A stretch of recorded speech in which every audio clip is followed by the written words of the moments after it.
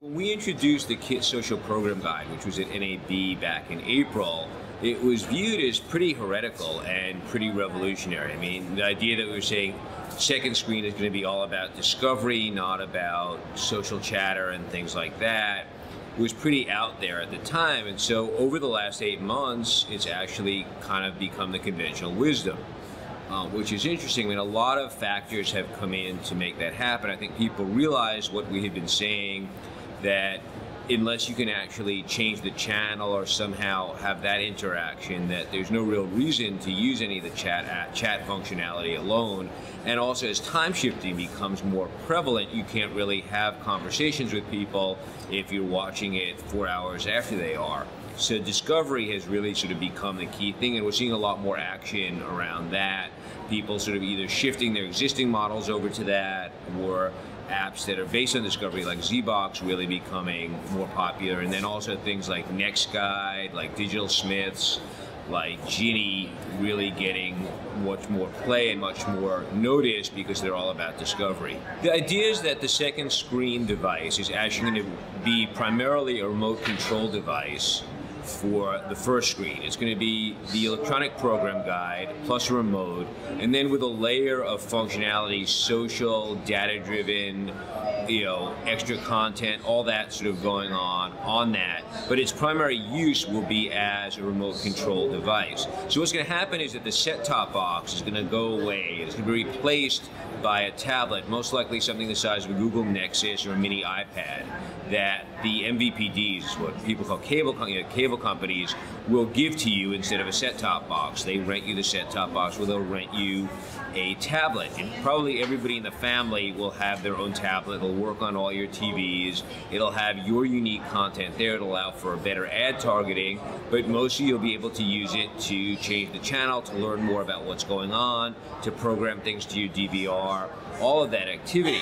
And that's not just something we made up, right? Google is already doing that in Kansas City. They've got this little experiment going on there called Google Fiber TV, and they are giving out their Nexus tablets to people to use as a remote control type device. It's going to be voice enabled. It's going to have Netflix integration in it. So all this talk you hear about cord cutting, there's going to be a lot less impetus for that, because all this stuff that people want, which is I want to have Netflix, I want to have Hulu, I want to have HBO Go, all this stuff is already going to be built into this one device.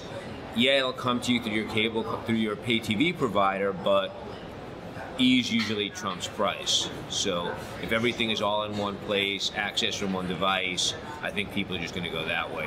TVs now are really well priced, and there's nothing wrong with them. So when they introduced the cell phone, the physical phone had a lot of things that needed improvement on it, mostly built around the interface, but there was no difference with the phone, there was no difference between the interface and the phone itself. You didn't get to choose an interface.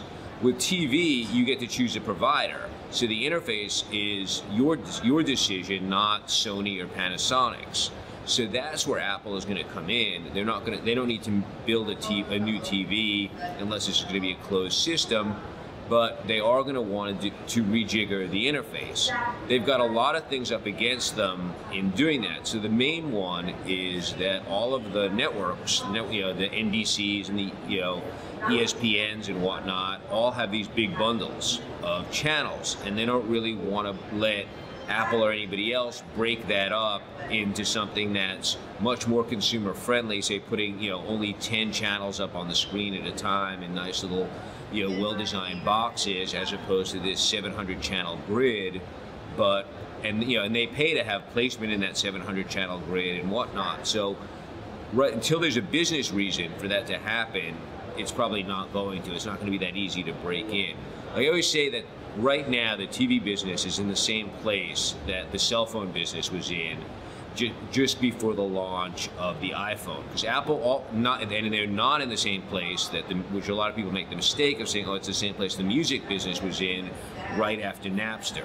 But going back to the Apple and iPhone thing, when Apple introduced the iPhone, they didn't really invent any of that stuff. They just took all of the existing technology that was out there that nobody had ever bothered to package together in a consumer-friendly way, and they did that, and suddenly people said, wow, this is great. There is so much out there that we can do now that exists that will make the TV experience far more consumer friendly and just really revolutionize it. But there's no impetus for anybody to do it because nobody's really innovating, and if somebody else is not innovating, you're not losing customers to them, so why be the one who takes the risk?